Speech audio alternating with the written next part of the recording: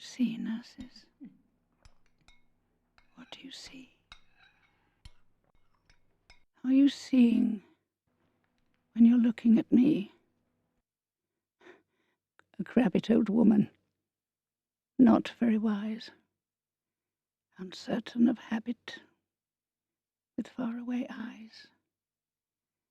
The film is based around a poem that I've had for many years that was thought of as being anonymous, but actually has now been discovered, or I've discovered, being written by a nurse who worked in a mental hospital and a geriatric ward. She was born in 1913 and she was orphaned in 1916 at the age of 3. And she was really, I think, pushed from pillar to post in various orphanages. She was separated from her brother, who she never saw again. And I think that probably made her aware that people who are vulnerable need some protection. She wrote this poem and put it anonymously into the hospital magazine, and this has now been taken around the world, and I think it's really, with the film, it's going to reach an even wider audience. I'd heard Amanda herself say this poem many times. Amanda devises wonderful programs which I'm very thrilled to be part of from time to time in the theatre. And the particular program, which is called Now We're 60, she actually did this poem, and I used to sit there really very moved every time she did it, because not only the way she did it, but the content was somehow extremely poignant. Because I'd kind of grown up with this poem from about the 60s when my mother wrote it, and was always aware of it.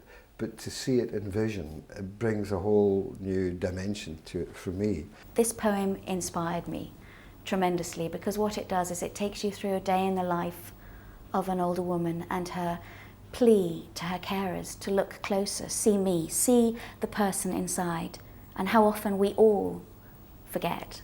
When she asked me if I would like to do the film, I felt it was just a marvellous thing to be able to do.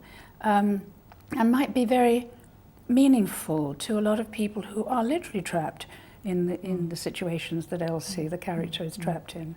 And so, for all sorts of reasons, I was absolutely thrilled to be asked. I've known her since I was 6 years old, and she's my inspiration. She is the most phenomenal actress. She has grace and dignity, and if I could be a tenth of the woman that she is, I would be extremely happy. So to have her on board, her as her acting skills, but also as an actual emotional support to me during quite an emotional journey, as you can imagine, making the film. And she was very brave.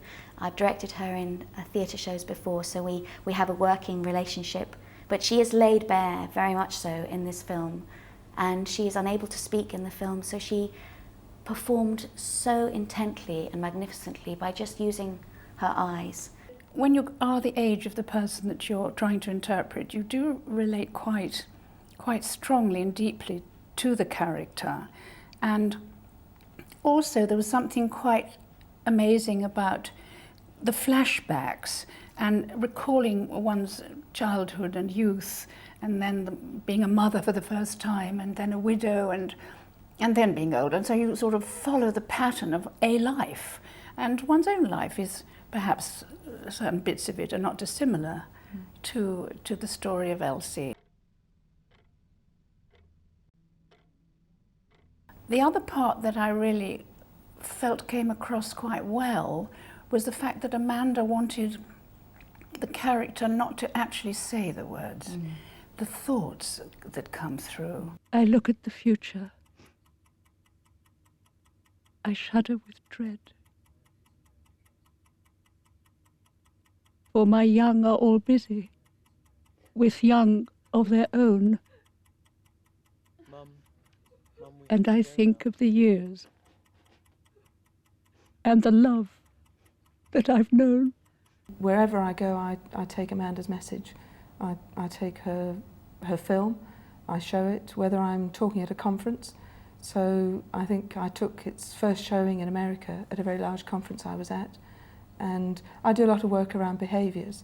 So I try and find a way that it doesn't matter what group I'm working with, I try and find a way to bring the film in. It doesn't have to be around the topic of elder or elder abuse. Any topic around behaviours, I'll find a way to bring the film in. It's very short, and which is excellent because it's very, very condensed and it's very intense. And I think if you had a training film of half an hour, lots of people might sort of wander off in their thoughts. But I don't think anyone with less than 10 minutes would actually go off into a daydream, because I think they will be held by the story. I think because it's translated something into pictures which people relate to more than words on a page, I'm absolutely certain. I hope and I expect it will start some kind of ball rolling, and nurses and politicians may well be made more aware of what's going on, you know. I hope so anyway. I see that it changes how people think. It can be used in many different ways, and ultimately it changes behaviour. I've heard Amanda introduce it and hope that it plants a seed. It plants much more than a seed. It will leave people thinking and worrying, perhaps. I know that for nurses that have seen it, it can leave them pondering, discussing, wondering what they have done, but I would encourage people to think about what they can do. What can they do for the future? So as a feather, this one. I'm in trouble getting her out. Anyway, finally, get to sleep at 2. Back up at 7 to come here, and I'm on a double shift. What about you? Nah, single. Right, you're the lucky one. This film just happened because there was the poem and Amanda wanted to do it.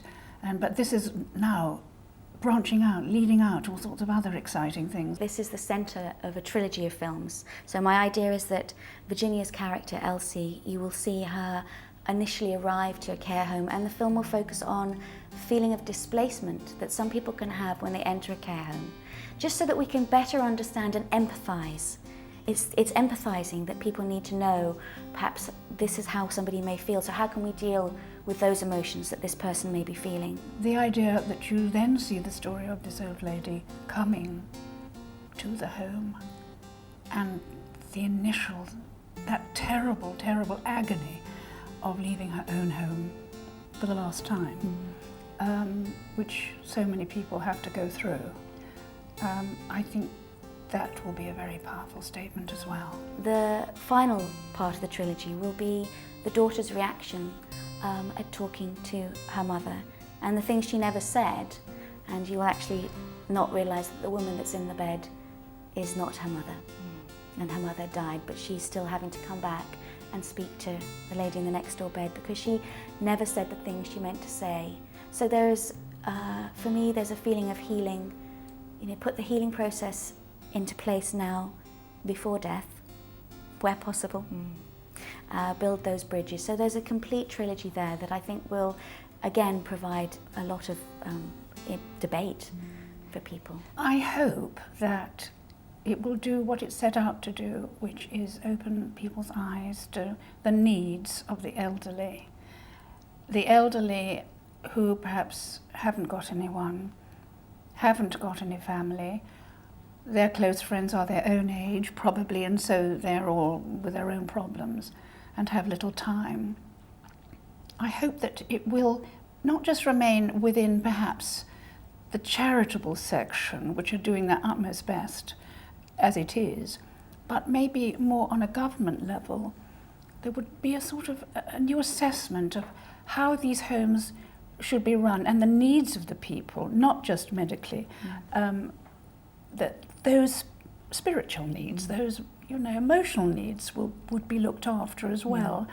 And I do hope that this will achieve that. Certainly the lady who wrote it obviously wanted that to happen. It would be really nice if in her memory it could be done.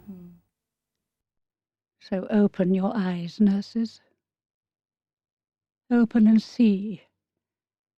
Not a crabbit old woman. Look closer. See me.